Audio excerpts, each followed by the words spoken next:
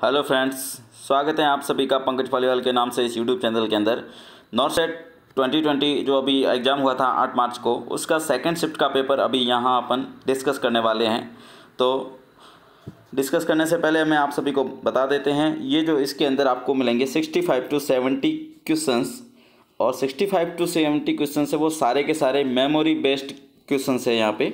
चलो शुरू करते हैं अपने क्वेश्चन फटाफट से। सबसे पहला जो क्वेश्चन है वो है, what is the time duration of increase CKMB level after MI के बाद में CKMB का जो लेवल होता है वो कितने टाइम के बाद में इंक्रीज होता है। तो यहाँ पे ऑप्शन थे आपके पास में 4 ऑप्शन में 6 to 8 hours, 6 to 7 days, 1 to 2 hours और 7 to 14 डेज। तो यहाँ मैं अगर बात करूँ CKMB की, तो जो CKMB का जो नॉर्मल लेवल होता है वो राइज आफ्टर MI होने का उसका टाइम पीरियड होता है 3 to 6 आवर्स। नॉर्मली जो राइज होता है वो 3 to 6 आवर्स के अंदर राइज होता है, लेकिन यहाँ ऑप्शन के अंदर आपको कहीं 3 to 6 आवर्स नहीं है। यहाँ ऑप्शन में आपको देखिए 1 to 2 आवर्स है और 6 to 8 आवर्स है, जो यहाँ पे क्या होते हैं ऑप्शन आपको सेलेक्टिव लग रहे हैं। तो यहाँ पे आपको क्या है 3 to 6 आवर्स का ऑप्शन नहीं, तो आपको 6 to 8 आवर्स का ऑप्शन यहाँ पे क्या रहेगा, सही रहेगा। तो पहले क्वेश्चन का राइट आंसर क्या हो गया, 6 to 8 आवर्स CKMB का लेवल यहाँ बढ़ता है। तो CKMB के बारे में और बात कर लेते हैं। ये फर्दर ये सारी मतलब ब्रीफली बताने का, इन्फॉर्मेशन देने का ये रहेगा, क्योंकि जो दिल्ली एम्स का जो पैटर्न रहता है एग्जाम्स का, उसमें आपका 30 to 40% रिपीटेशन आता है। क्या रहे 30 to 40% पिछले एग्जाम्स में। जैसे ये नॉर्सेट हुआ है, तो नॉर्सेट जब वो 2021 का जो नॉर्सेट होगा उसके अंदर आपको क्या करेगा, इसमें 30-40% रिपीटेशन ऑफ क्वेश्चंस वहाँ पे देखने को मिलेंगे। तो यहाँ जो बनाने जा रहे हैं वो विथ एक्सप्लेनेशन बनाने जा रहे हैं, ताकि आपको नेक्स्ट एग्जाम्स के अंदर हेल्प मिल सके। चलिए नेक्स्ट बात करते हैं क्वेश्चंस की। नेक्स्ट जो क्वेश्चन है second option, following image white pipeline is use for which gas. जो वाइट पाइपलाइन है वो कौन से गैस में यूज करेंगे। तो ऑप्शन आपके पास में थे nitrous oxide, oxygen, fresh air और सक्शन।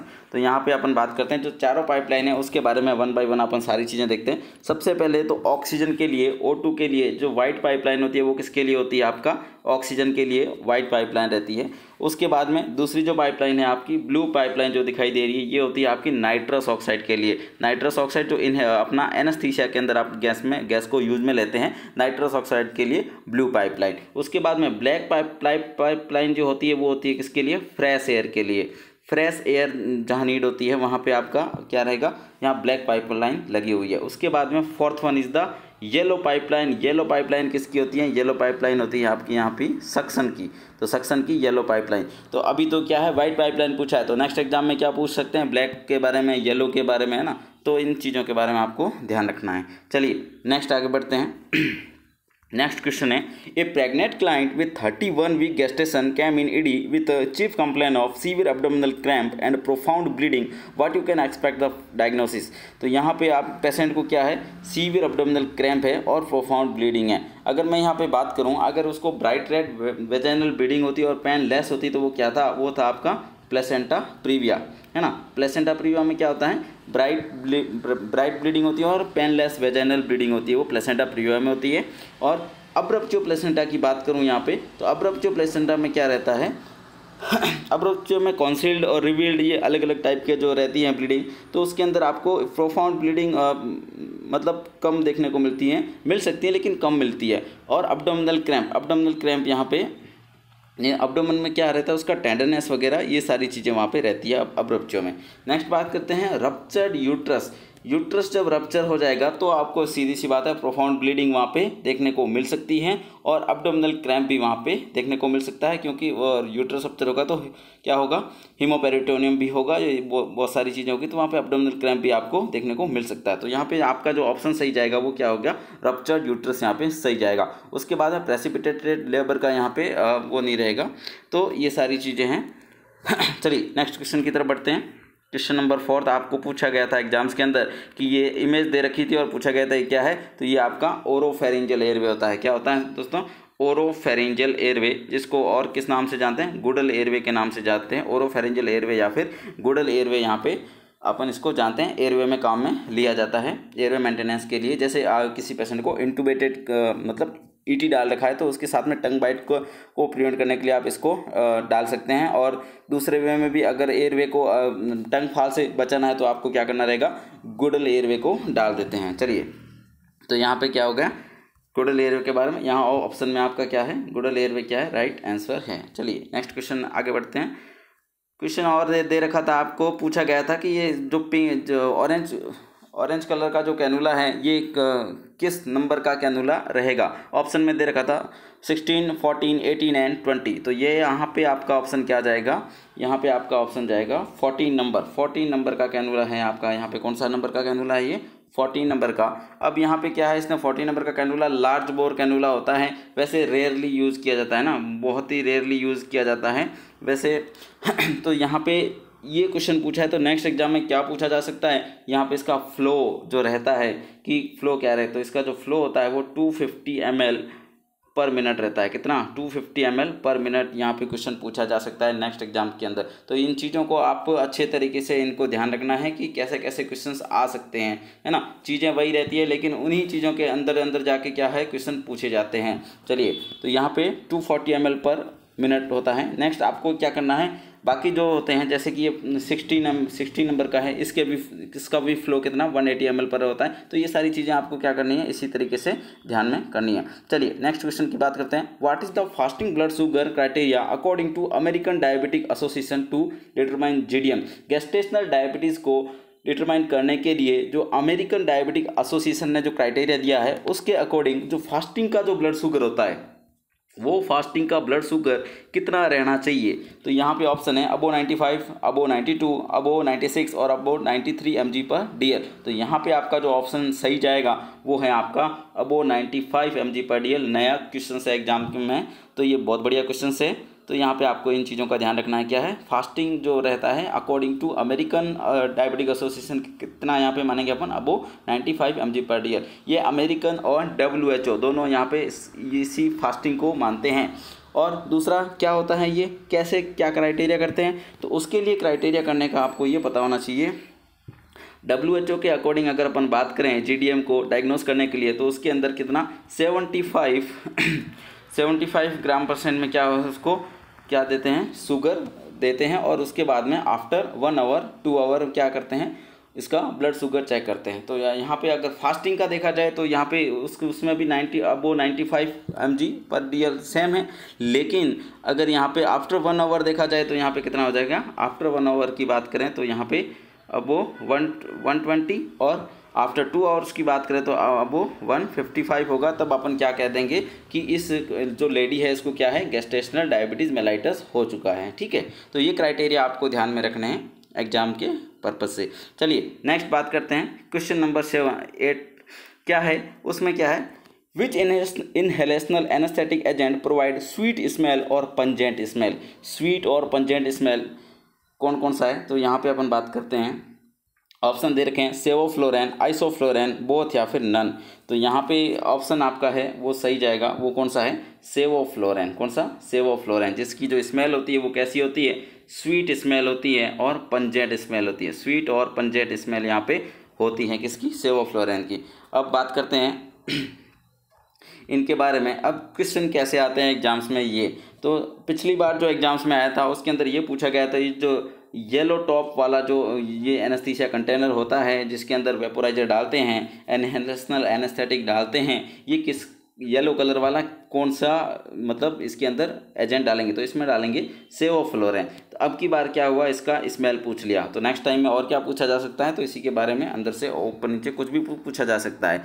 और यहाँ पे ये जो होता है आपका पर्पल कलर का, ये किसके लिए होता है, आइसोफ्लोरेन के लिए होता है ना। तो आइसोफ्लोरेन है उसका पर्पल कलर का होता है। तो ये चीज़ें क्या है एग्जाम्स में मतलब इनके अंदर अंदर चीज़ें पूछी जाती हैं, तो ये आपको ध्यान रखना है। टॉपिक वही रहते हैं लेकिन उन्हीं चीज़ों के अंदर से क्या क्या चीज़ें पूछी जा सकती हैं आपको ध्यान में रखना है। चलिए नेक्स्ट क्वेश्चन बात करते हैं। Question number 9, an infant have VP shunt and have second post operative day, how paediatric nurse anticipate to rise ICP। यहाँ पीडियाट्रिक नर्स को देखना है कि उस जो सेकेंड पोस्ट ऑपरेटिव डे है बच्चे का, तो उसके अंदर ICP बढ़ने का साइन क्या रहेगा। तो यहाँ पे देखते हैं, सबसे पहले बल्जिंग फॉन्टानेल, डिक्रीज SpO2, तीसरा है डिक्रीज डिक्रीज ब्लड प्रेशर और fourth one is the bradycardia. तो यहाँ पे क्या है, अगर वीपी शंट अगर क्या होगा ऑक्लूड हो जाएगा तो वहाँ पे जो फॉन्टानेल है वो बल्ज हो जाएंगे, सीधी सी बात है। तो यहाँ पे बल्जिंग फॉन्टानेल क्या है, यहाँ पे राइट आंसर रहेगा। चलिए ठीक, नेक्स्ट बात करते हैं। आइडेंटिफाई द प्रोसीजर, देखिए ये कौन सा प्रोसीजर है यहाँ पे, ये प्रोसीजर देखिए यहाँ पे जो इसने प्रेस कर रखा है वो क्या है, फील करने वाला यहाँ पे रेडियल आर्टरी होती है, ठीक है। तो रेडियल आर्टरी से ये एबीजी की सैम्पलिंग की जा रही है, क्या हो रहा है, रेडियल आर्टरी से एबीजी की सैम्पलिंग हो रही है। तो यहाँ पे रेडियल आर्टरी होती है और यहाँ से एबीजी की सैम्पलिंग हो रही है। ये इनके हाथ में हेपेरिनाइज्ड सिरिंज होता है जिसे एबीजी सैंपल निकाला जाता है। चलिए ऑप्शन देखते हैं इसमें कि आइडेंटिफाई द प्रोसीजर क्या है। ये एबीजी सैम्पलिंग मैंने आपको बता दिया, ABG sampling, winner sampling, administer medication या फिर एडमिनिस्टर पीपीडी। तो यहाँ पे क्या ऑप्शन आपका सही है, ABG sampling is the correct one. चलिए नेक्स्ट क्वेश्चन आगे बढ़ते हैं। सोन इमेज सो विच आर्टरी पाल्पेशन, तो यहाँ पे आपको देखना है कि कौन सी आर्टरी को पाल्पेट किया जा रहा है। ऑप्शन देखते हैं, brachial artery, radial artery, ileal artery या फेमोरल आर्टरी। तो सीधी सी बात है, जो रेड यहाँ पे क्या रहेगा, कौन सी आर्टरी आपको पाल्पेट करते हुए दिखाई दे रही है, रेडियल आर्टरी, सीधी सी बात है। तो कॉमन क्वेश्चन ऐसे भी आते हैं एग्जाम्स के अंदर, radial artery is the right one. चलिए नेक्स्ट क्वेश्चन आगे बढ़ते हैं फटाफट से। विच vaccine should not be frozen, बहुत बढ़िया क्वेश्चन है कि कौन सा वैक्सीन है वो क्या है, मतलब फ्रोजन नहीं किया जा सकता। तो यहाँ पे कौन सा वैक्सीन रहेगा, वो आपका वैक्सीन है DPT vaccine is the correct one. बाकी जो मतलब जो फ्रिज के जो कंपार्टमेंट है वहाँ पे इसको उनको रखा जा सकता है, लेकिन इसको नहीं किया जा सकता। तो ये आपका DPT is the correct one. Next बात करते हैं, which suture is contraindicated in inguinal hernia. तो इंग्वाइनल हर्निया के अंदर कौन सा सूचर होता है वो कॉन्ट्राइंडिकेटेड होता है। कुछ ऑप्शन दे रखे हैं, non absorbable proline, absorbable वाइक्रेल, non absorbable एथिलॉन या फिर नॉन एब्जॉर्बल स्टील सूचर। तो यहाँ पे बात करते हैं जिसने इंग्वाइनल हर्निया का ऑपरेशन अगर देखा है सर्जरी में तो उनको पता होगा कि क्या क्या चीज़ें यूज में लेते हैं। यहाँ जो प्रोलिन होता है उस प्रोलिन सही में यूज में लिया जाता है। प्रोलिन क्या होता है, जो एब्डोमेन में मसल के ऊपर जो सीथ होता है उसको क्लोज करने के लिए आप क्या करेंगे, प्रोलिन का यूज लेंगे। अब जो वाइक्रिल होता है वो वहाँ पे फैट क्लोजर में यूज किया जाता है, और यहाँ पे मसल में या फिर वेसल्स लाइगेट करने में वाइक्रिल का यूज लिया जाता है। और नॉन एब्जॉर्बल एथिलॉन जो होता है वो जो हर्निया का जो इंसिजन है उसमें स्किन के सूचर लगाने में काम में लिया जाता है, ठीक है। अब यहाँ पे नॉन एब्जॉर्बल स्टील सूचर, तो ये स्टील सूचर का यहाँ पे कोई काम नहीं है। तो ये यहाँ पे कॉन्ट्राइंडिकेटेड क्या है, स्टील सूचर, क्योंकि स्टील सूचर वहाँ पे नहीं लगते हैं, ठीक है। चलिए नेक्स्ट क्वेश्चन है, naloxone challenge test is done to detect. यहाँ पे नेलोक्सोन चैलेंज टेस्ट क्यों किया जाता है। जो फर्स्ट पारी में आपको लोराजेपाम चैलेंज टेस्ट पूछा गया तो यहाँ पे क्या पूछ लिया इन्होंने, नेलोक्सोन चैलेंज टेस्ट पूछ लिया। तो ये कहाँ किया जाता है, तो ये आपका ऑप्शन दे रखे हैं, opioid physical dependency, determine the dose of naloxone, to check op level in blood और detect cannabis level in blood. तो यहाँ पे नेलोक्सोन चैलेंज टेस्ट जो होता है वो आपका ओपियोइड फिजिकल डिपेंडेंसी देखने के लिए किया जाता है। First A is the right answer. चलिए नेक्स्ट क्वेश्चन आगे बढ़ते हैं फटाफट से। What think will check in sign out, मतलब क्या होता है, जब ओटी के अंदर जब पेशेंट को लिया जाता है तो वहाँ पे क्या होगी, सर्जरी चेक लिस्ट होती है। और उस सर्जरी चेक लिस्ट से एक क्वेश्चन हमेशा एग्जाम्स के अंदर बनता है, और यहाँ इसने क्या पूछा है कि साइन आउट के अंदर आप क्या चीज़ें चेक करेंगे। तो साइन आउट होता है जब आपको सर्जरी जस्ट शुरू करनी ही है, बाकी सारा काम हो चुका है, आपको सर्जरी शुरू करने जा रहे हैं, तो उस समय साइन आउट का होता है। तो सर्जरी शुरू होने से पहले क्या क्या चीज़ें कंप्लीट होनी चाहिए, तो क्या क्या होनी चाहिए, सबसे पहले पेशेंट बेड, ये आपका साइन इन में हो जाएगा। नेक्स्ट है check Mayo surgical trolley for sponge and instrument, third one is the given anaesthesia drug, fourth one is the post anaesthesia. तो यहाँ पे क्या रहेगा, check Mayo surgical trolley for sponge and instrument count, मतलब ये sponge और instrument count पूरे count सही तरीके से हो जाने के बाद ही सर्जरी को शुरू करते हैं, ताकि लास्ट में आपने को सारी चीज़ें उतनी की उतनी मिलनी चाहिए, कोई चीज़ें अंदर तो नहीं छूटी है। तो ये आप देखने के लिए क्या करेंगे, यहाँ पे ये मायो ट्रॉली को चेक करेंगे साइन आउट का प्रोसीजर के अंदर। तो ये आपको चेक करना होता है, B is the right answer. चलिए next is the hyperkalaemia ECG shown. Hyperkalaemia के अंदर ईसीजी किस तरह का दिखाई देता है, तो सबको पता है जो हाइपरकैलीमिया के अंदर ईसीजी कैसा होता है, टॉल टी वेव होता है और वाइडेंट क्यूआरएस कॉम्प्लेक्स होता है। तो ये सारी चीज़ें कहाँ हाइपरकैलीमिया के अंदर देखने को मिलती हैं। तो toll T wave is the right answer. यहाँ पे टॉल टी वेव सही है, तो ए इज़ द राइट आंसर जाएगा यहाँ पे। चलिए नेक्स्ट क्वेश्चन, ये एसटी डिप्रेशन और प्रोलॉन्ग्ड क्यूटी। तो एसटी डिप्रेशन जो होता है वो आपका कहाँ, एक तो एंजाइना के केस में और दूसरा यहाँ पे हाइपोकैलीमिया के केस में देखने को मिलता है। एंजाइना और हाइपोकैलिमा के केस में एसटी डिप्रेशन देखने को मिलता है। वाइडेंड टी वेव जो होता है वो आपका हाइपर कैल्सीमिया के केस में देखने को मिलता है। कहाँ मिलता है? हाइपर कैल्सीमिया के अंदर आपको वाइडेंड टी वेव देखने को मिलता है। और वाइडेंड क्यूटी इंटरवल जो होता है वो आपको कहाँ? हाइपोकैल्सीमिया में देखने को मिलता है। हाइपोकैल्सीमिया में जहाँ इम्पल्स ट्रांसमिशन कम हो जाता है तो आपको वाइडेंड क्यूटी इंटरवल देखने को मिलता है। तो ये सारी चीज़ें आपने यहाँ देखी है। नेक्स्ट क्वेश्चन आगे बढ़ते हैं फटाफट से। 17 क्वेश्चन है। आइडेंटिफाई द इमेज, तो इमेज को आइडेंटिफाई करना था। तो ये क्या है आपका? ऑप्शन देखते हैं फटाफट से। Negative pressure wound therapy, positive pressure wound therapy, plasma therapy या सक्शन थेरेपी। तो ये आपकी क्या होती है? जैसे वुंड के लिए लगाई जाती है, ये क्या है? नेगेटिव प्रेशर वुंड थेरेपी है। ऑप्शन आपका कौन सा सही है? First one is the correct one, जिसमें नेगेटिव प्रेशर वुंड थेरेपी होता है।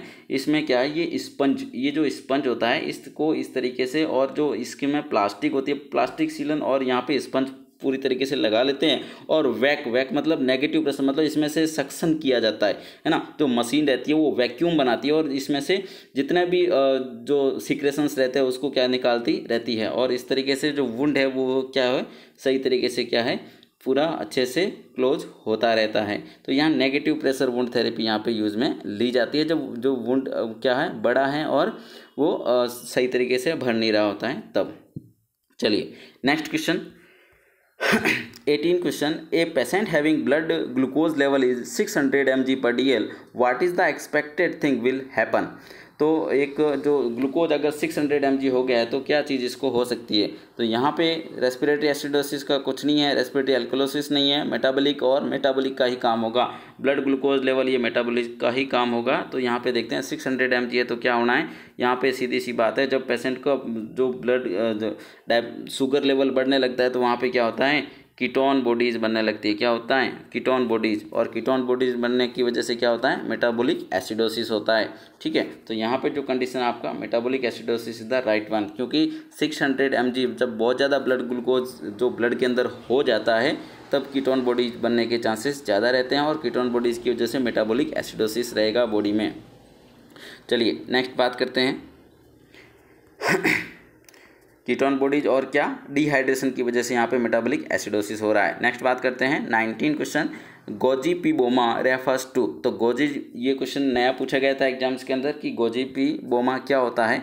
ऑप्शन देखते हैं फटाफट से। Disease retained part after surgical procedure, missing gauze in abdominal pelvic cavity, cancer of the liver cell और cancer of the bladder cell. तो gossypiboma का मतलब होता है कोई भी चीज़ जो आपने सर्जरी करते हुए अंदर छोड़ दी है अब्डोमेन में, तो वो यहाँ पे आएगा मिसिंग गॉज इन अब्डोमेन। कोई गॉज पीस या फिर लैपेट्स जो भी स्पंज होता है वो आपका अंदर छूट जाए, है ना, तो वो क्या कहलाएगा? गोजीपीबोमा यहाँ पे कहलाता है।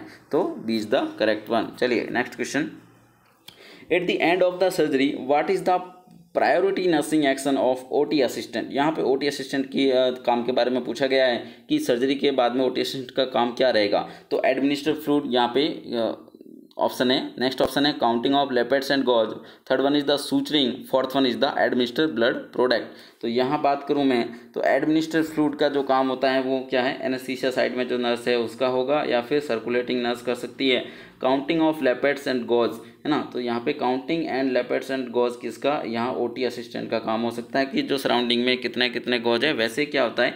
स्क्रब। तो यहाँ पे ओटी असिस्टेंट, अब ओटी असिस्टेंट इसने कौन स्क्रब नर्स को माना है कि किसको माना है? ये आप वहाँ पे आपका यहाँ क्वेश्चन के अंदर क्लियर नहीं चीज़ है। तो यहाँ पे क्या रहेगा? ओटी असिस्टेंट यहाँ पे अपन स्क्रब नर्स को मान के चल रहे हैं और स्क्रब नर्स या फिर जो ओटी असिस्ट करवा रहा है उस ऑपरेटिव को, उसका जो सर्जरी के लास्ट एंड में क्या काम रहेगा? Counting of lap pads and gauge का काम रहेगा।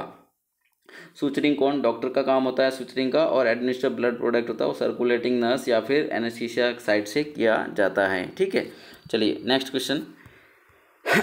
S shaped in cell cycle refers as. जो एस फेज जो होता है सेल साइकिल का, वो उसके अंदर क्या चीज़ें होती है, ये क्वेश्चन पूछा गया है। तो इसके अंदर आपका राइट आंसर क्या है? Replication is the right answer, है ना, बाकी चीज़ें नहीं है। जो रेप्लिकेशन होता है वो आपका एस फेज के अंदर होता है। चलिए नेक्स्ट क्वेश्चन की तरफ बढ़ते हैं। सेल्फ केयर डेफिसिट थ्योरी है, ये किसने दी थी? 4 ऑप्शन दे रखे हैं आपके सामने। तो सेल्फ केयर डेफिसिट थ्योरी होती है वो क्या है? डोरिथिया ई और एम्स की थ्योरी थी self care deficit theory, B is the right answer. चलिए next question, identify the position shown in below image. Image के अंदर जो पोजीशन दे रखी है उसके बारे में क्वेश्चन पूछा गया था कि ये कौन सी पोजीशन है। तो यहाँ पे 4 ऑप्शन है आपके पास में, टेंडरलैंडबर्ग, रामपेट पोजीशन, रोज पोजीशन या रिवर्स टेंडरलैंडबर्ग। तो टेंडरलैंडबर्ग के अंदर क्या करते हैं, ये आपकी पोजीशन कौन सी है, टेंडरलैंडबर्ग पोजीशन है, ए इज द राइट आंसर। क्या है, जो टेंडरलैंडबर्ग पोजीशन के आपके अंदर आपका हेड क्या रहेगा, हेड आपका बिलो किया जाता है और जो लेग होता है उसको अप किया जाता है। तो इस तरीके की जो पोजीशन है वो आपकी कौन सी होती है, टेंडरलैंडबर्ग पोजीशन रहती है। मोस्टली कहाँ यूज में लेते हैं ये क्वेश्चन आता है एग्जाम्स के अंदर।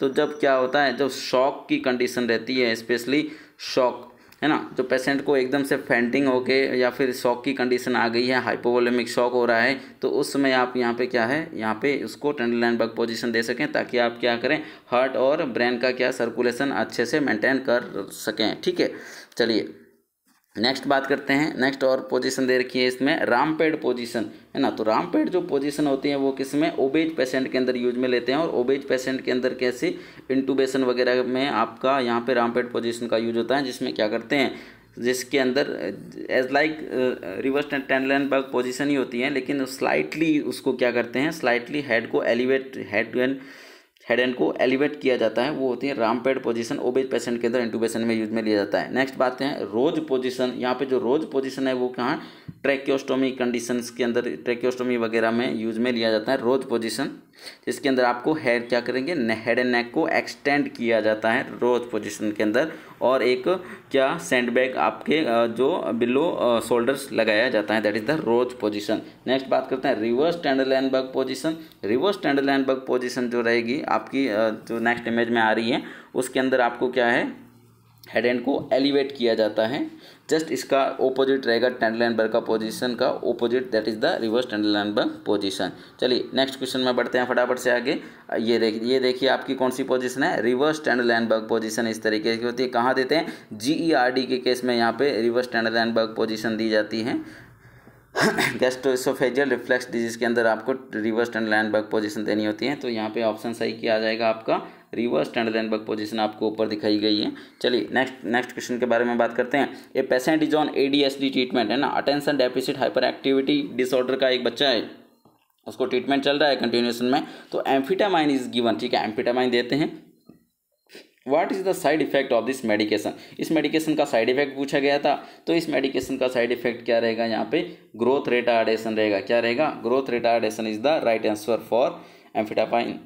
चलिए नेक्स्ट, गायनेकोमेस्टिया, गम हाइपरप्लेजिया और टेनाइटस यहाँ नहीं रहेंगे, ये अलग अलग ड्रग्स के साइड इफेक्ट हैं। गम हाइपरप्लेजिया आपको कहाँ देखने को मिलेगा, फिनाइटोइन। फिनाइटोइन जो ड्रग होता है उसका साइड इफेक्ट क्या होता है, गम हाइपरप्लेजिया। क्वेश्चन पूछा गया है बहुत बार एग्जाम्स के अंदर, बहुत ज़्यादा इंपॉर्टेंट है। उसके बाद में टेनाइटस, टेनाइटस किसका, एस्प्रिन का साइड इफेक्ट होता है। किसका होता है, एस्प्रिन। एस्प्रिन जो ड्रग होती है, जो MI की ड्रग ऑफ चॉइस होती है, वो क्या है, टेनाइटस क्या है, उसका साइड इफेक्ट होता है। ठीक है, गायनेकोमेस्टिया है, गायनेकोमेस्टिया भी यहाँ पे फिनाइटोइन का ही साइड इफेक्ट होता है।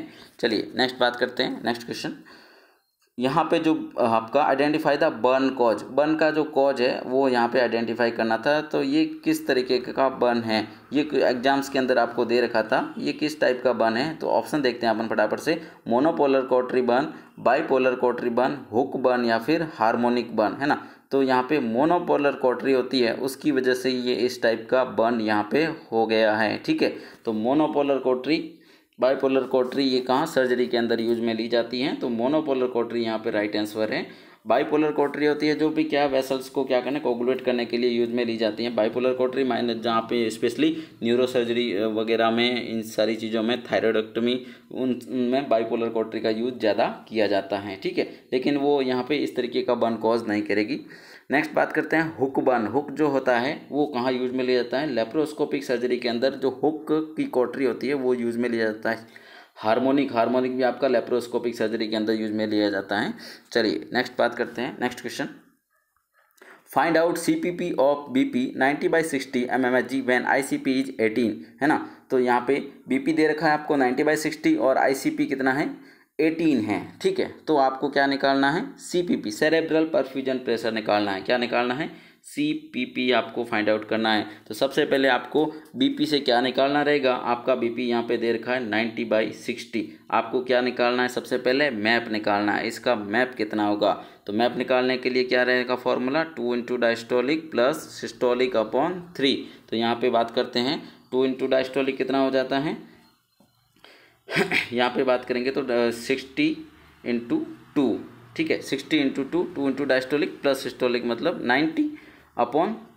तो यहाँ पे कितना हो गया, यहाँ पे हो गया टोटल 210, 210। अब आप क्या करेंगे, इस 210 के अंदर कितना 3 का भाग लगाना है। तो जैसे ही आप 3 का भाग लगाएंगे कितना आ जाएगा, 70 आ गया। तो आपका मीन आर्टेरियल प्रेशर है वो कितना आ गया, मैप आपका आ गया MAP, मैप आपका कितना आ गया 70 आ गया। अब यहाँ पे इसने जो CPP होता है वो क्या होता है, सेरेब्रल परफ्यूजन प्रेशर होता है, वो क्या होता है mean arterial pressure minus ICP, mean arterial pressure minus ICP। तो यहाँ पे सेरेब्रल परफ्यूजन प्रेशर कब कहेंगे, जब मीन आर्टेरियल प्रेशर जो यहाँ पे 70 दे रखा है उसमें से ICP घटाना। तो ICP की वैल्यू आपको दे रखी है दैट इज 18। तो यहाँ पे मीन कितना है 70 माइनस 18, तो कितना हो जाएगा 52। तो देखिए आपके ऑप्शन के अंदर 52 कहाँ है, तो 52 D is the right one. तो find out CPP cerebral perfusion pressure, जो कि ब्रेन के जो सही तरीके से परफ्यूजन होने के लिए बहुत ज़्यादा जरूरी होता है और उसको सही तरीके से मेंटेन करना होता है। नॉर्मल CPP का ऑप्शन आ सकता है कि आपके पास में नॉर्मल CPP है वो कितना होना चाहिए। तो नॉर्मल सेरेब्रल परफ्यूजन प्रेशर आपका 70 to 90 होना चाहिए। कितना होना चाहिए, 70 to 90 आपका CPP नॉर्मल परफ्यूजन प्रेशर होना चाहिए। और नॉर्मल मैप कितना होना चाहिए, ये भी क्वेश्चन आ सकता है नेक्स्ट एग्जाम्स के अंदर। मीन आर्टेरियल प्रेशर जो होता है, मैप का वैल्यू जो नॉर्मल रहता है वो 60 to 100 रहता है ना, तो 60 to 100 आपका नॉर्मल मैप होना चाहिए। चलिए नेक्स्ट बढ़ते हैं फटाफट से क्वेश्चन आगे। Identify the image shown below, ये कौन सा इमेज आपको यहाँ पे दे रखा है। तो ये जो इमेज है ऑप्शन देखते हैं फटाफट से, transverse conjugate, diagonal conjugate, oblique diameter या फिर ट्रू कॉन्जुगेट। तो ये जो है आपका डायगोनल कॉन्जुगेट है। कौन सा है दोस्तों, डायगोनल कॉन्जुगेट। ये जो डायगोनल कॉन्जुगेट क्या होता है, तो सीधी से आपको ध्यान रखना है, tip of the sacral promontory to the lower border of the symphysis pubis. यहाँ पे अपन बात करते हैं सिम्फाइसिस प्यूबिस, ये वाला जो पार्ट होता है सिम्फाइसिस प्यूबिस होता है, इसके लोअर बॉर्डर से अपन देख रहे हैं, ठीक है। तो यहाँ पे tip of the sacral promontory, तो यहाँ पे क्या है, ये सैक्रल प्रमोन्ट्री है, tip of the sacral promontory to the lower border of the symphysis pubis. जो अपन कॉन्जुगेट देखते हैं वो कौन सा होता है, डायगोनल कॉन्जुगेट। हर एग्जाम में कंटिन्यूसली पूछा जाने वाला क्वेश्चन होता है डायगोनल कॉन्जुगेट, ठीक है। दिल्ली एम्स हर बार डायगोनल कॉन्जुगेट पूछता है, तो इसको आपको अच्छे से ध्यान रखना है, ठीक है। चलिए नेक्स्ट क्वेश्चन में बात करते हैं, TPN solution should change every. जो TPN सॉल्यूशन होता है उसको कितने घंटे में चेंज करना होता है। तो यहाँ पे आपका 48, 72, 4 आवर्स या फिर 24 आवर्स। तो आपका आंसर जाएगा वो क्या है, 24 hours is the right answer. TPN solution को हर 24 घंटे में चेंज करना होता है। चलिए नेक्स्ट क्वेश्चन आगे बढ़ते हैं फटाफट से। Moist and wet infected tissue is known as. Moist and wet infected tissue जो उसका क्या बोलते हैं, मैसरेशन बोलते हैं। क्या बोलते हैं, मैसरेशन, ठीक है। चलिए नेक्स्ट क्वेश्चन फटाफट से। Pregnant women sedentary work in OPD, how many calorie need for this women.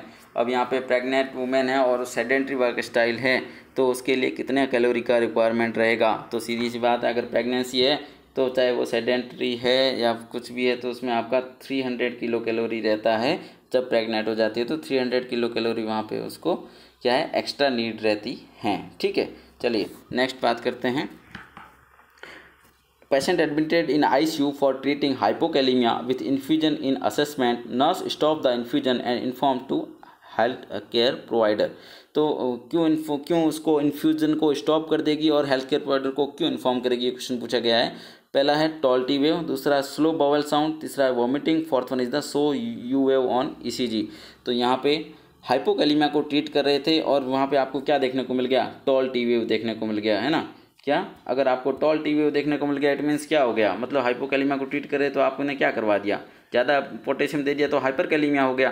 तो हाइपरकैलेमिया क्या इंडिकेट करता है, टॉल्टी वेव इंडिकेट करता है। तो हाइपरकैलेमिया अगर हो गया है तो आप क्या है, हेल्थ केयर प्रोवाइडर को इन्फॉर्म करना है। तो इन्फ्यूजन को पहले आपको क्या कर देना है, स्टॉप कर देना है और हेल्थ केयर प्रोवाइडर को इन्फॉर्म करना होता है। ठीक है, बाकी वाले जो ऑप्शन है यहाँ पे आपका इतना नहीं रह रहा है। यू वेव कहाँ देखने को मिलेगा? So you wave on ECG वो आपको हाइपोकैलिमिया के अंदर ही देखने को मिलता है, लेकिन हाइपोकैलिमिया तो आपने ट्रीट कर दिया है। अगर आपको टॉल टी देखने को मिल रहा है इट मीन्स क्या, उसको हाइपरकैलिमिया हो गया, मतलब आपने डोज क्या है ड्रग्स उसको ज़्यादा हो गया है या फिर उसका हाइपोकैलिमिया ट्रीट होकर हाइपरकैलिमिया हो चुका है। ठीक है, तब आपको स्टॉप करके हेल्थ केयर प्रोवाइडर को इन्फॉर्म करना है। चलिए नेक्स्ट क्वेश्चन बात करते हैं। 35 following which condition seen with continued suctioning of NG tube. ये तो सीधा सीधा सा क्वेश्चन है, हर एग्जाम्स में आने वाला कि अगर क्या है एक पेशेंट जो सक्शनिंग मतलब क्या है, जो पेशेंट है उसको क्या है कंटिन्यूस सक्शनिंग है, सक्शनिंग कंटिन्यूस स्टमक के अंदर आपको एनजी ट्यूब से कंटिन्यूस सक्शन को जोड़ दिया गया है और कंटिन्यूस सक्शन से जोड़ दिया गया है, तो इस कंडीशन के अंदर किस टाइप का मेटाबॉलिक जो या फिर रेस्पिरेटरी प्रॉब्लम होगा, है ना। तो यहाँ पे अपन बात करते हैं जो स्टोमक होता है उसमें क्या होता है सारा एसिड होता है, तो कंटिन्यूस सक्शन रहेगा तो एसिड क्या करेगा यहाँ पे बाहर चला जाएगा सक्शनिंग के थ्रू। तो पीछे जो बॉडी के अंदर क्या है एसिड क्या हो गया, एसिड लॉस हो गया, डिक्रीज हो गया, तो बेस जो होते हैं बेस बढ़ जाते हैं। ठीक है, जब बेस बढ़ जाते हैं तो बेस की वजह से क्या होता है, बेस की वजह से आपका मेटाबॉलिक एल्किलोसिस होगा। तो कंटिन्यूस सक्शन होता है एनजी ट्यूब पे, उसको क्या होगा उस पेशेंट को metabolic alkalosis is the right answer. चलिए नेक्स्ट क्वेश्चन आगे फटाफट से बात करते हैं। Health care provider prescription 30 milliequivalent potassium infusion, nurse has seen potassium vial 40 milliequivalent per 20 ml, how many ml take for correct dose. तो सीधा सा है, आपको फॉर्मूला लगाना है, क्या लगाना है कि सबसे पहले तो desired dose upon available dose into ml या फिर क्वांटिटी। तो यहाँ पे अपन देखते हैं डिजायर्ड डोज कितना है, तो डिजायर्ड डोज की बात करें तो 30 यहाँ पे मिलीकुलेंट में आपका डिजायर्ड डोज है, और हैज़ वायल पे कितना है आपके पास में 40 मिलीकुलेंट है, और कितने में है तो वो आपका 20 ml में है। ठीक है, how many ml take for correct dose, तो यहाँ पे आपका निकाल देंगे 30/2 इक्वल टू 15, तो 15 यहाँ पे आप देखिए 15 is the right answer, that is 15 यहाँ ml में है तो आपका 15 ml is the right answer. चीज़ों में उलझना नहीं है, फॉर्मूले याद रखने हैं और क्वेश्चन को सही करके आना है। ठीक है, तो ये आपका 15 ml यहाँ पे करेक्ट हो गया। चलिए नेक्स्ट आगे बढ़ते हैं। Tactile agnosia condition is seen due to affected which lobe, है ना। तो यहाँ पे जो लोब की बात करें पैराइटल, टेम्पोरल, फ्रंटल और ऑक्सीपिटल। जो पैराइटल लोब जो होता है वो किसके लिए, पेन, टच, टेम्परेचर वगैरह के लिए क्या है रेस्पॉन्सिबल होता है। तो यहाँ पे टैक्टाइल एग्नोसिया कंडीशन, तो ये किसके टच से रिलेटेड है, तो आपका कहाँ आएगा, ये पैराइटल लोब के अंदर आएगा, that is the parietal lobe is the right answer. चलिए नेक्स्ट क्वेश्चन बात करते हैं। Nurse preparing patient for thoracentesis which position provide during procedure. तो यहाँ पे थोरासेंटेसिस है, वैसे तो क्या होता है कि जो पोजीशन है वो अकॉर्डिंग टू जैसे जो पोजीशन कर रहे हैं उसमें आपका वैसे तो सेमी सिटिंग, थोरासेंटेसिस के कंडीशन में सेमी सिटिंग पोजीशन होता है, लेकिन जब वहाँ पे आपका कोई ऑप्शन सही तरीके से नहीं बैठ रहा होता है तब आपको यहाँ पे इस तरीके के ऑप्शन दिए गए थे, और इस तरीके से ऑप्शन में जो सही तरीके से बैठ रहा है वो आपका अनअफेक्टेड साइड बैठ रहा है, तो यहाँ पे D is the correct answer. चलिए next question. A patient admitted in ICU on mechanical ventilation with tracheostomy tube. Nurse seen monitor and found tachycardia, cardiac tachypnea, fall SpO2. What understand nurse, है ना। तो क्या क्या हो रहा है, patient को टैकीकार्डिया हो रहा है, टैकीपनिया हो रहा है और SpO2 फॉल हो रहा है ना। पेशेंट क्या मैकेनिकल वेंटिलेशन पे है।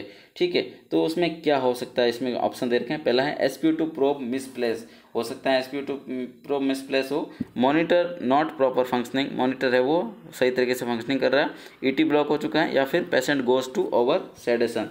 तो यहाँ पे ओवर सेडेशन यहाँ पे नहीं आएगा, ET ब्लॉक का देख लेते हैं। मॉनिटर नॉट प्रॉपर फंक्शनिंग, अगर नॉट प्रॉपर फंक्शनिंग ये तो चीज़ें आपको पहले से ही चेक करनी होती हैं जब आप लगा रहे होते हैं। SpO2 प्रोब मिसप्लेस, ये भी तो चीज़ें होगी, तो ये सारी चीज़ें एक साथ देखने को मिल रही है, तो मतलब कुछ तो दिक्कत है ना, तो ये नहीं आएगा।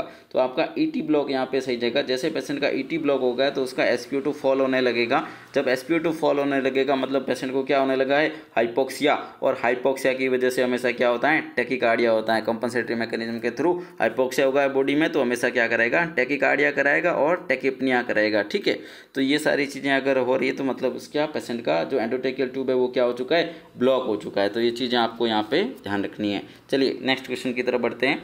40 why remove the nail polish for pre operative patient. अब प्री ऑपरेटिव पेशेंट जो होते हैं उनकी जो नेल रिमूव होते हैं, सॉरी नेल पॉलिश होती है, उसको क्यों रिमूव किया जाता है? तो नेल पॉलिश जो होता है वो क्या करता है, यहाँ पे फॉल्स रीडिंग ऑफ SpO2 सही आंसर है। जो नेल पॉलिश होता है वो क्या है, जो SpO2 जो सेंसर होता है, जो प्रोब होती है, उसको डिटेक्ट करवाने में क्या करेगा, दिक्कत करेगा। तो इसलिए आपको पहले ही प्री ऑपरेटिव में ही आपको उसकी नेल पॉलिश को रिमूव कर देना है, ताकि आप SpO2 प्रोब जब फिंगर्स वगैरह में लगाए तो अच्छे तरीके से क्या करे, वो अपनी रीडिंग को दिखाए। ठीक है, तो ये आपके यहाँ पे A is the correct one. चलिए नेक्स्ट क्वेश्चन की बात करते हैं। Injury part compression with cold application, what is reason for this applied this application. तो जो इंजरी पार्ट पे आप अगर कोल्ड एप्लीकेशन लगा रहे हैं तो इसके पीछे क्या रीजन रहेगा?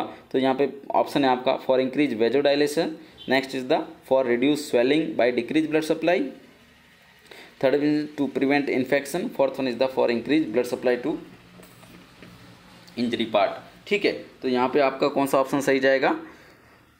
कोल्ड एप्लीकेशन कर रहे हैं तो reduce swelling by decrease blood supply, क्योंकि आपका जब आप कोल्ड एप्लीकेशन दे रहे हैं तो वेजो कॉन्स्ट्रिक्शन करवाता है। क्या करवाता है? वेजो कॉन्स्ट्रिक्शन, और वेजो कॉन्स्ट्रिक्शन की वजह से वहाँ पे ब्लड सप्लाई क्या होगी, डिक्रीज होगी। जब ब्लड सप्लाई डिक्रीज होगी तो वहाँ पे स्वेलिंग भी क्या है, कम होगी। ठीक है, तो ये आपका B is the correct one यहाँ पे, to reduce swelling by decrease blood supply is the right answer. Next question की बात करते हैं। Advance SpO2 monitor scene accept, है ना, ये क्वेश्चन कुछ आधा अधूरा सा लग रहा है हमें। तो एडवांस SpO2 मॉनिटर जो होता है उसके अंदर क्या क्या चीज़ें दिखती हैं, एक को छोड़ के, है ना। तो एडवांस SpO2 जो मॉनिटर होता है उसके अंदर आपका SpO2 आर्टीरियल वेव, पल्स या फिर ECG चेंजेस। ये क्वेश्चन कुछ आधा अधूरा लग रहा है। अगर आप लोगों को अगर सही तरीके से याद आ गया है तो पूरा याद आ गया तो प्लीज़ कमेंट बॉक्स के अंदर इसका 42 जो क्वेश्चन है उसके बारे में ज़रूर लिखें, ताकि मैं इसका सही तरीके से क्वेश्चन बना के इसका राइट आंसर दे पाऊँ। ठीक है, तो कुछ आधा अधूरा से क्वेश्चन है, ऐसे पुट हो गया है। चलिए देखते हैं नेक्स्ट क्वेश्चन आगे बात करते हैं। 42 के बाद में 43 इंक्रीज हाइड्रोजन आयन कंडीशन।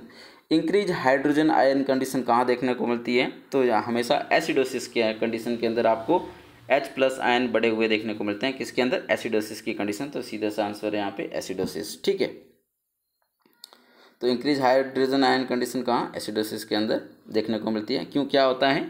जैसे देखते हैं अपन रीनल के अंदर, जब रीनल क्या करता है, हाइड्रोजन आयन को एक्सक्रीट आउट नहीं कर पाता है तो क्या है, वो बाइकार्बोनेट के साथ मिलकर H+ किसके साथ में, SCO3 के साथ में मिलकर क्या बनाता है, H2CO3 बनाता है। जो H2 मतलब क्या हो गया, कार्बोनिक एसिड बनाता है। तो एसिड बनाता है तो क्या करेगा, बॉडी में एसिडोसिस करेगा। ठीक है, तो ये जो हाइड्रोजन आयन होते हैं वो क्या है, एसिडोसिस से संबंधित होते हैं। चलिए नेक्स्ट क्वेश्चन की बात करते हैं। 44 patient goes for Tensilon test after 5 minutes improve patient condition, but some time after condition worsening. Which medication expect from healthcare provider by nurse?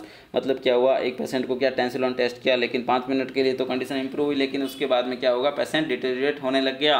तो इसका जो एंटीडोट पूछा गया है कि टेंसिलॉन टेस्ट या फिर एंट्रोफोनियम जो होती है ड्रग, उसका एंटीडोट क्या होता है। तो एंटीडोट की बात करें तो यहाँ पे क्या होगा, वहाँ पे आपका atropine is the right answer. Atropine sulphate होता है, वो क्या रहता है, इस यहाँ पे टेंसिलॉन का एंटीडोट रहेगा। ठीक है, एंटी कोलिनर्जिक होता है यहाँ पे एट्रोपिन, एंटी कोलिनर्जिक। और जो आपने ड्रग दी है वो कौन सी होती है, कोलिनर्जिक ड्रग होती है, तो आप एंटी कोलिनर्जिक ड्रग यहाँ पे देते हैं। चलिए नेक्स्ट बात करते हैं। Nurse assess a leukaemia patient blood report in report which immature cells are increasingly, है ना। ल्यूकीमिया पेशेंट्स के अंदर कौन सी जो सेल्स होती है वो इमेच्योर होती है और ज़्यादा इंक्रीज हो रखी है। तो ल्यूकोसाइटोसिस की कंडीशन यहाँ पे जो है ऑप्शन यहाँ आपका सही जाएगा। ल्यूकोसाइटोसिस मतलब ये क्वेश्चन पूछा गया था कि मतलब यहाँ पे ल्यूकोसाइटोसिस का मतलब क्या होता है। तो ल्यूकोसाइटोसिस का मतलब क्या है, जो इंक्रीज जो WBC काउंट यहाँ पे बढ़ गए हैं, या फिर जो भी आपका ल्यूकीमिया पेशेंट के अंदर जो इमेच्योर WBC बढ़ते हैं वो भी ल्यूकोसाइटोसिस ही कहलाता है। चलिए next question. Patient come to ED with chemical spilling in eye, which solution use for wash out eye except. मतलब सारे सॉल्यूशन जो यूज कर सकते हैं लेकिन एक को छोड़ के। तो यहाँ पे अपन बात करें ED के अंदर आया है और कौन सा सॉल्यूशन आप यूज़ नहीं कर सकते। तो यहाँ पे RL है, NS है, वाटर है, ये तीनों यूज कर सकते हैं। एक्सेप्ट पूछा है इसलिए तो यहाँ पे फॉर्मेलिन को यूज़ नहीं करना है। बाकी तीनों RL, NS और वाटर तीनों को यूज कर सकते हैं। और स्पेशली अगर इन तीनों में से भी पूछा जाए कि किसको अपन सही प्रायोरिटी देंगे तो water is the correct one, ठीक है। तो यहाँ पे इन तीनों में से पूछा जाए, ऊपर वाले तीनों में से पूछा जाए तो वाटर को प्रायोरिटी देना है, ठीक है। और यहाँ पे पूरे ऑप्शन, सारे ऑप्शन में फॉर्मेलिन नहीं यूज करना होता है। फॉर्मेलिन कहाँ यूज करते हैं? फॉर्मेलिन आपका फ्यूमिगेशन की प्रोसेस में वहाँ पे, या फिर क्लीनिंग में, OT क्लीनिंग है, ICU क्लीनिंग है, वहाँ पे एरियल फ्यूमिगेशन वगैरह में यहाँ पे यूज किया जाता है, ठीक है। और फॉर्मेलिन का दूसरा यूज जो होता है वो प्रिजर्वेटिव्स के रूप में, जैसे कि बायोप्सी वगैरह होती है उनके अंदर यहाँ पे फॉर्मेलिन का यूज किया जाता है। चलिए नेक्स्ट बढ़ते हैं आगे फटाफट से। साइडेक्स इज आल्सो नोन एज, जो साइडेक्स होता है उसको, और मतलब क्या होता है साइडेक्स, यही पूछा है इसी क्वेश्चन के अंदर। तो साइडेक्स जो होता है वो एक्टिव ग्लूटरेल्डिहाइड होता है। क्या साइडेक्स क्या होता है? एक्टिव ग्लूटरेल्डिहाइड होता है। और ये क्या, कितने परसेंट में? जो साइडेक्स होता है जो पहले 2% में आता था, उसके बाद में 2.545% जो है ये यहाँ पे लेटेस्ट ट्रेंड के अंदर चल रहा है, ठीक है। तो एक्टिव क्या होता है? GT होता है ये, ठीक है। अब जो है साइडेक्स के बारे में क्वेश्चन हर बार एग्जाम्स में पूछे जाते हैं। तो साइडेक्स में ये पिछली बार जो पूछा गया था ये था कि साइडेक्स को चेंज कितने दिन में करना होता है। तो यहाँ पे 14 डेज के अंदर चेंज करना होता है। साइडेक्स को कितने डेज में चेंज करना है? 14 डेज में। कंफ्यूज नहीं होना है, चीज़ें पूछते हैं एग्जाम्स के अंदर। तो साइडेक्स को 14 डेज के अंदर चेंज करना होता है। और दूसरा क्वेश्चन ये भी आ सकता है एग्जाम्स के अंदर कि जो साइडेक्स है, जो इंस्ट्रूमेंट डालते हैं उसका कितने टाइम पीरियड तक रखते हैं। तो टाइम पीरियड जो रहेगा वहाँ पर आपका 20 to 30 मिनट्स रहता है। कितना? 20 to 30 मिनट्स रहता है। अब एग्जैक्ट अगर अलग अलग ऑप्शन करके दिया जाए तो यहाँ पे 20 minutes is the right answer रहेगा। 20 minutes is the right answer, अलग अलग करके दिया जाए। नहीं तो आपको एक ऑप्शन में 20 मिलेगा, एक में 30 मिलेगा। तो ये सारी चीज़ें अगर इस तरीके से, तो 20 इज द राइट आंसर। चलिए नेक्स्ट आगे बढ़ते हैं। ग्लूटरेल्डिहाइड, यही आ गया वापस, डिसइंफेक्शन यूज फॉर। तो ये क्या होता है? ग्लूटरेल्डिहाइड क्या है? यही साइडेक्स सॉल्यूशन है। और इसको किसके लिए यूज किया जाता है?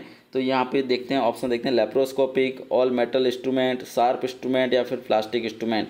तो यहाँ पे जो स्पेशली अपन बात करें तो ये कहाँ जो मोस्ट कॉमनली जो यूज़ लिया जाता है, ये लेप्रोस्कोपिक इंस्ट्रूमेंट के लिए यूज़ लिया जाता है। क्योंकि जो लेप्रोस्कोपिक इंस्ट्रूमेंट होते हैं उनको अगर ऑटोक्लेव करने के अंदर बहुत ज़्यादा दिक्कत होती है, और उनका क्या है, वो चीज़ें ख़राब होने की भी दिक्कत ज़्यादा रहती है। तो यहाँ लेप्रोस्कोपिक इंस्ट्रूमेंट इन चारों ऑप्शंस के अंदर सही जाएगा। वैसे प्लास्टिक इंस्ट्रूमेंट में अगर अपन बात करें कि प्लास्टिक इंस्ट्रूमेंट के अंदर वैसे ट्यूब्स एंड कैथेटर, यहाँ पे एंडोस्कोपी, जो सारी चीज़ें यहाँ पे एंडोस्कोपिक जो रहते हैं आपके सारे ब्रोंकोस्कोप वगैरह, वो इसमें साइडेक्स में यूज़ कर सकते हैं। लेकिन यहाँ लेप्रोस्कोपिक इंस्ट्रूमेंट आपका सही जाएगा, क्योंकि बाकी सारी चीज़ें यहाँ पे सही नहीं बैठ रही है ना। ऑल मेटल इंस्ट्रूमेंट के लिए कौन सा प्रोसेस होता है? ऑटोक्लेव होता है। क्या होता है? ऑटोक्लेव। चलिए तो यहाँ पे क्या ऑप्शन आपका सही आंसर है? Laparoscopic instrument is the right answer. चलिए नेक्स्ट क्वेश्चन की तरफ बढ़ते हैं। Post operative patient shifted to surgery ward, what is the priority management of nurse. एक पोस्ट ऑपरेटिव पेशेंट को सर्जरी वार्ड में शिफ्ट कर दिया जा रहा है, तो नर्स की क्या रिस्पॉन्सिबिलिटी यहाँ पे रहेगी? पहला है मीजर आउटपुट, दूसरा establish airway, position change of, fourth the vital check, है ना। तो यहाँ पे क्या करना होता है, जो पोस्ट ऑपरेटिव पेशेंट होते हैं तो उसके अंदर बहुत ज़्यादा क्या चांस रहते हैं, उसके अंदर एयरवे का फॉल होने का चांसेस बहुत ज़्यादा रहते हैं। तो एयरवे को हमेशा प्रायोरिटी देना होता है पोस्ट ऑपरेटिव के अंदर भी। तो establish airway is the right answer. चलिए नेक्स्ट क्वेश्चन की तरफ बढ़ते हैं फटाफट से। Patient treated with mannitol, nurse check for this patient. एक पेशेंट को मैनिटोल से ट्रीट किया जा रहा है। Mannitol is the osmotic diabetic drug. तो उसके लिए आपको क्या चेक करना रहेगा? तो वहाँ पे आपका देखते हैं फटाफट से, urine output hourly, vital sign hourly, fourth hourly, और ICP मॉनिटरिंग या फिर प्यूपिल रिएक्शन। तो यहाँ पे राइट आंसर आपका यूरिन आउटपुट आवरली जाएगा जब मैनिटोल दे रहे हैं, क्योंकि ये ऑस्मोटिक डायूरेटिक होता है। अगर आपका यूरिन, यहाँ पे पेशेंट का यूरिन आउटपुट सही तरीके से, इट मीन्स क्या है, मैनिटोल वर्किंग में है और उसका ICP रिड्यूस होगा। चलिए next question. Biceps muscle strength assess with, जो बाइसेप्स मसल होती है उसकी स्ट्रेंथ किसके साथ में असेस की जाती है? तो पहला है एक्सटेंशन ऑफ रिस्ट, दूसरा है फ्लेक्शन ऑफ रिस्ट, तीसरा है flexion of elbow, fourth one is the extension of forearm. तो यहाँ पे जो राइट आंसर आपका जाएगा वो फ्लेक्शन ऑफ एल्बो जाएगा। क्या जाएगा? बाइसेप्स मसल की स्ट्रेंथ को असेस करने के लिए एल्बो को फ्लेक्स करेंगे तभी आपके बाइसेप्स मसल की स्ट्रेंथ को असेस कर पाएंगे। चलिए नेक्स्ट क्वेश्चन की तरफ बढ़ते हैं। Nurse assess cannulization site, found redness, painful swelling. Nurse understand about IV site. कि आईवी साइट में क्या दिक्कत हो गई है। क्या क्या देखा है उसने देखा है कि पेशेंट को रेडनेस हो गई और पेनफुल स्वेलिंग है। रेडनेस और पेनफुल स्वेलिंग क्या इंडिकेट करता है यहाँ पे, फ्लेबाइटिस। क्या इंडिकेट करेगा, फ्लेबाइटिस इंडिकेट करेगा। तो पेशेंट को क्या हो चुका है, फ्लेबाइटिस हो चुका है ना। इन्फिल्ट्रेशन है, अभी जो नेक्स्ट आ रहा है क्वेश्चन उसके अंदर देखेंगे। थ्रोम्बोफ्लेबाइटिस में जो वेन होती है वो क्या हो जाएगी, हार्ड हो जाएगी, ठीक है। तो वेन पूरी तरीके से हार्ड हो जाएगी। चलिए नेक्स्ट क्वेश्चन बात करते हैं। Nurse assess cannulisation site found oedema and coolness, nurse understand. ये देखिए नेक्स्ट क्वेश्चन आ गया, किसका था, इनफिल्ट्रेशन के बारे में मैंने बताया था। यहाँ पे C is the right answer. Infiltration जैसे ही होगा तो क्या होगा, इनफिल्ट्रेशन होते ही जैसे ही फ्लूइड क्या हुआ टिश्यूज़ के अंदर, सबक्यूटेनियस प्लान के अंदर चला गया, तो वहाँ पे आपको क्या देखने को मिलेगा, वहाँ पे आपको एडिमा तो देखने को मिलेगा, साथ में कूलनेस भी देखने को मिलेगी। जो आपका फ्लूइड उसके अंदर गया है तो उसकी वजह से क्या है, कूलिंग देखने को मिलती है वहाँ पे, ठीक है। तो वो जो होता है वो क्या होता है, इनफिल्ट्रेशन होता है, ठीक है। इनफिल्ट्रेशन बोलते हैं उसको, ठीक है ना। चलिए next question. Nurse assess a burn patient found bone exposure which degree burn. तो यहाँ पे बर्न के बारे में पूछा गया है। तो बर्न का जो डिग्री रहता है उसके अंदर अपन बात करें तो सबसे पहले फर्स्ट डिग्री जो बर्न होता है उसके अंदर क्या है, आपकी जो स्किन इंटैक्ट रहेगी, रेडनेस देखने को मिलती है। उसके बाद में जो सेकंड डिग्री बर्न होता है उसके अंदर आपको ब्लिस्टर देखने को मिलते हैं, और एपिडर्मिस कहीं कहीं पे डैमेज देखने को मिल सकती है। जो थर्ड डिग्री जो बर्न होता है उसके अंदर आपको क्या देखने को मिलेगा, थर्ड डिग्री बर्न के अंदर आपको सबक्यूटेनियस टिश्यू, मसल्स वगैरह ये सारा बर्न देखने को मिलेगा। लेकिन फोर्थ डिग्री जो बर्न होता है उसके अंदर आपको क्या देखने को मिलेगा, बोन एक्सपोज हो जाएगी। तो that is the fourth degree burn. यहाँ पे आपका राइट आंसर क्या आ जाएगा, fourth degree burn. Next question बात करते हैं। Patient admitted with GERD gastroesophageal reflux disease complain about heart burn, nurse advice to patient for relief these problem. कि जो GERD की प्रॉब्लम है वो कैसे रिलीफ होगी। तो option number 1 glass of milk at bed time. Second, take meal just before bed time.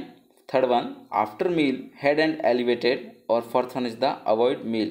तो यहाँ पे GERD वाला जो पेशेंट होता है उसके लिए आपको क्या करना रहता है, आफ्टर मील हेड एंड को एलिवेट करना होता है, जिससे कि क्या है, रिगर्जिटेशन की प्रॉब्लम ना रहे। चलिए नेक्स्ट क्वेश्चन की तरफ बढ़ते हैं। A patient on antipsychotic drug therapy after some time of start of medication, patient seen with spasm in neck around oral, nurse understand which condition. तो स्पाज्म इन नेक एंड मतलब mouth के surrounding भी क्या हो रहे हैं, spasm हो रहे हैं। तो ये कौन सी कंडीशन है ना। तो ये यहाँ पे आप स्पाज्म इन नेक होती है वो कौन सा होता है, यहाँ पे देखते हैं। जब अपन एंटीसाइकोटिक के ड्रग्स के साइड इफेक्ट देखते हैं तो उसके अंदर क्या क्या चीज़ें आती हैं।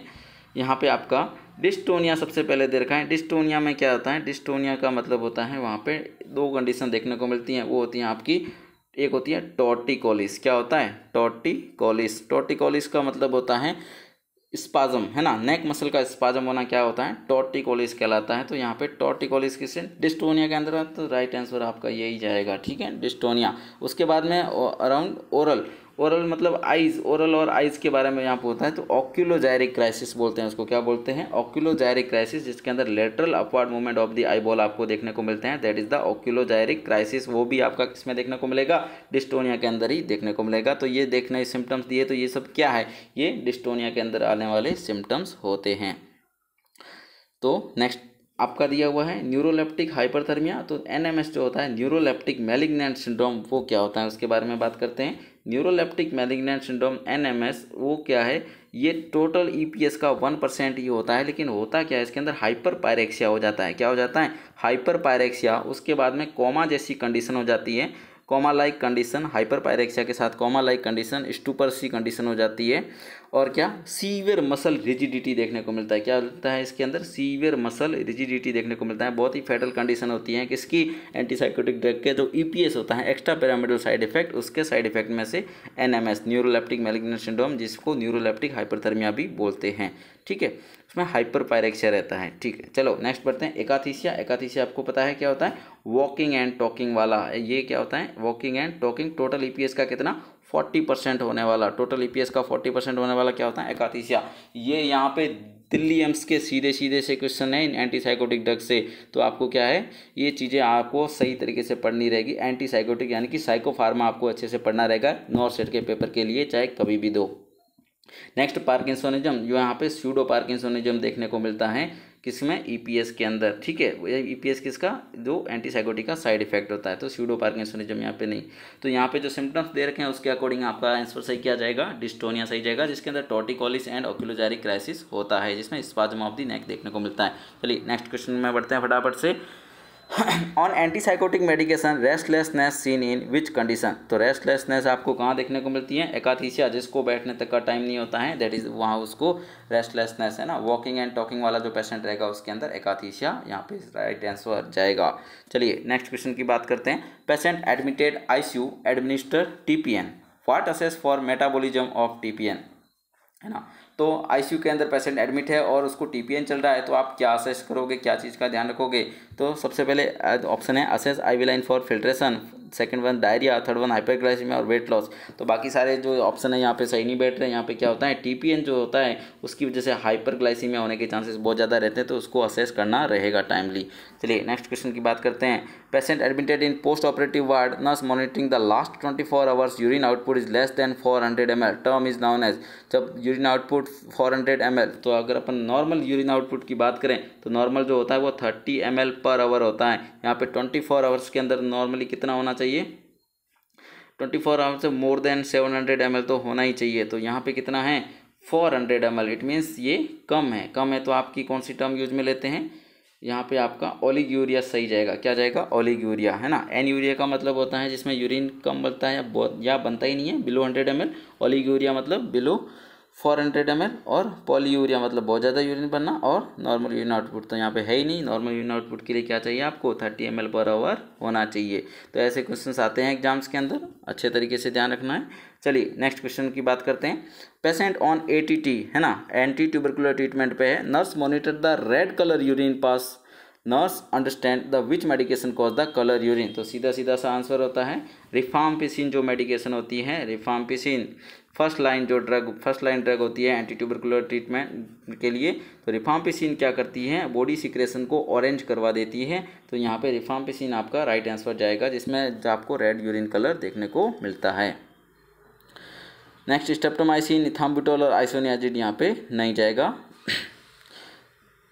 स्टेप्टोमाइसिन के बारे में अभी बात कर लें, क्या करती हैं, 8th क्रेनियल नर्व जो होती है, 8th क्रेनियल नर्व उसको डैमेज करती है, और क्या है यहाँ पे ओटोटॉक्सिसिटी करती है। क्या करती है, ओटोटॉक्सिसिटी। इसके बारे में भी क्वेश्चन आ रखे हैं एग्जाम्स के अंदर।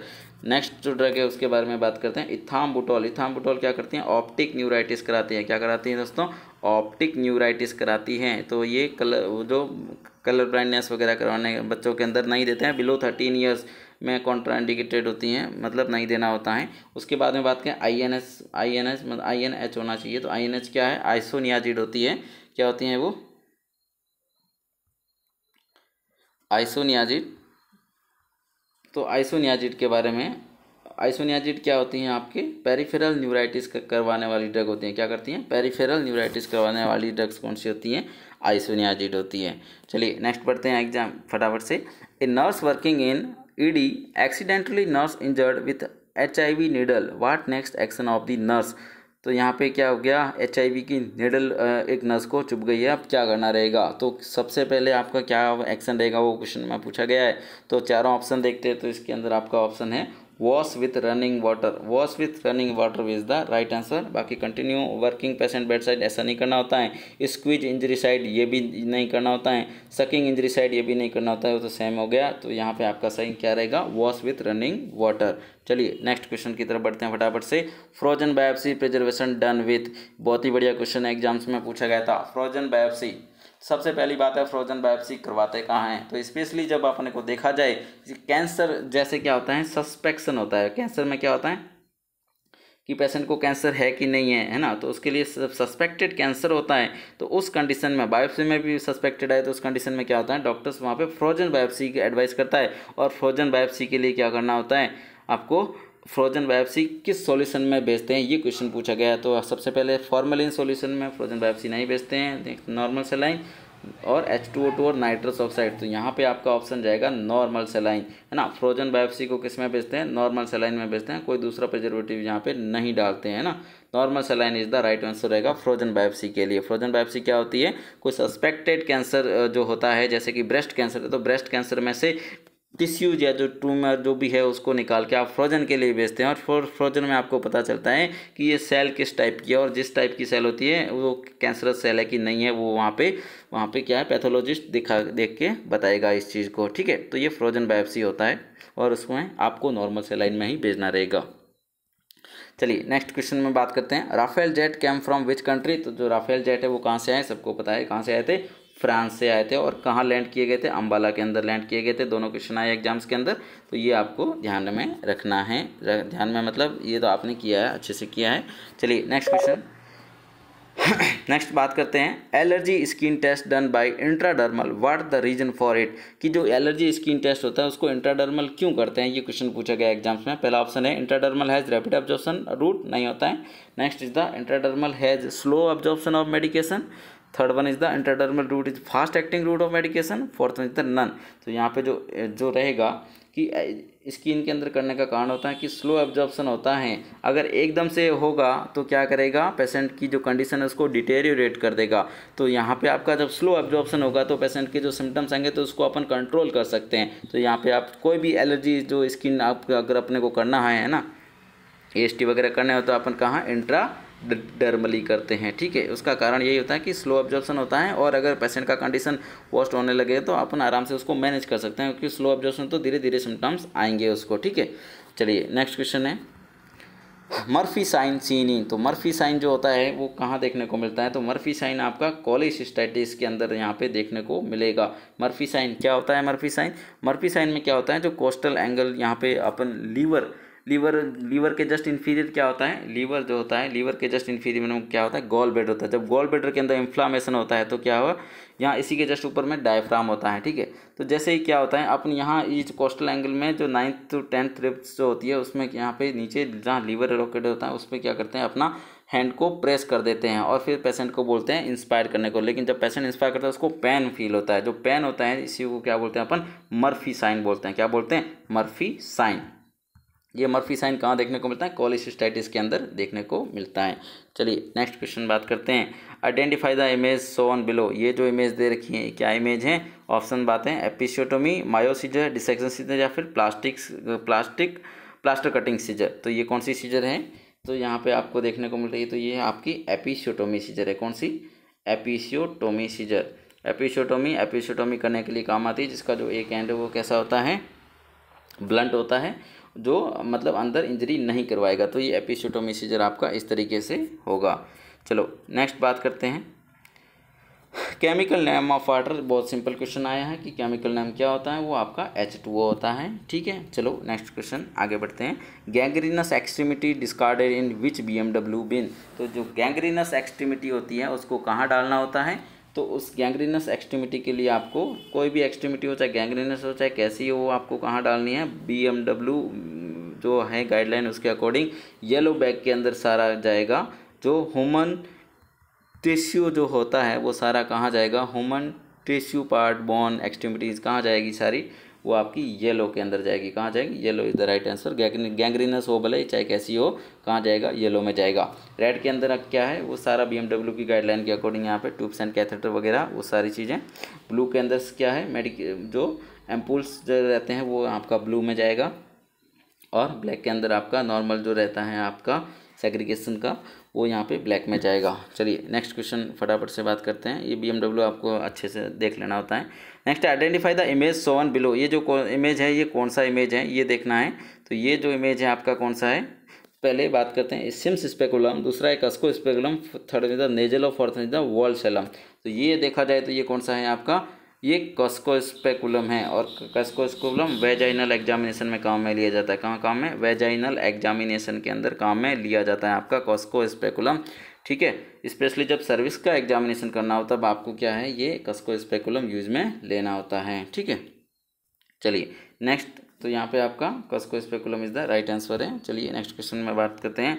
Y catgut is ban in Europe and Japanese countries. Catgut को यूरोप एंड जापानीज कंट्रीज के अंदर बैन क्यों किया गया है, तो ऑप्शन नंबर 1 है due to decrease population of sheep, ऐसा नहीं होता है। नेक्स्ट है क्योंकि ऐसा कुछ नहीं है। नेक्स्ट है because catgut cause bovine spongiform encephalopathy. Third one is the because its absorption is too long. Fourth one is the it cause severe allergic reaction in many people. तो जो ऑप्शन थे आपके वो कुछ भी रहे होंगे, लेकिन यहाँ पे आपका जो सही ऑप्शन जाएगा वो क्या है, कैटगट। क्यों बैन किया गया है वहाँ पे, क्योंकि ये क्या करेगा, बोवाइन स्पॉन्जिफॉर्म एन्सेफेलोपैथी कॉज करता है, इसलिए वहाँ पे कैटगट को बैन कर दिया गया है। ठीक है, चलिए तो ये आपके क्या थे, ये 70 क्वेश्चंस आपके यहाँ पे हो गए हैं पूरे कंप्लीट। और 70 क्वेश्चंस जो कि क्या है, सारे के सारे मेमोरी बेस्ड क्वेश्चंस हैं।